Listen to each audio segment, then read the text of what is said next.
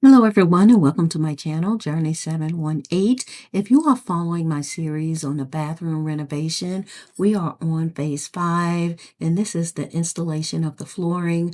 I've purchased this flooring from Walmart, saw it, had to get it. It was $5 a box. I purchased 4 boxes.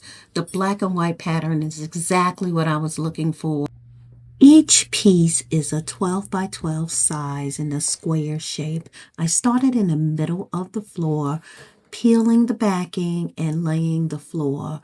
Went from the middle to the wall and then to where the commode is. I used a couple of weights just to ensure that the floor stayed intact. I am very pleased with how this floor turned out. The tools I used for this project included the utility knife. I needed this to cut.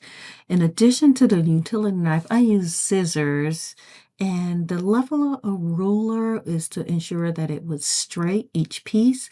And then weights, it's not necessary, but if you have any uneven areas on your floor, weights are sometimes very useful. Applying the pressure and the extra weight to the floor helps the adhesive stick to the floor a little better.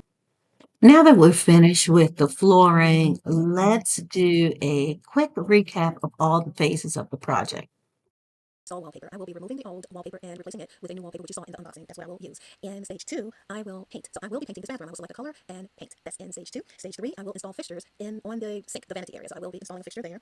And stage 4, I will be replacing a light fixture. Stage 5, I will install flooring. And stage 6 is just to pull everything together and decorate. So when we think about all of these 6 stages, these stages are milestones. So whenever they are completed, I can give it a check mark to say we are done with this particular stage. Chunking it into small pieces gives you small successes.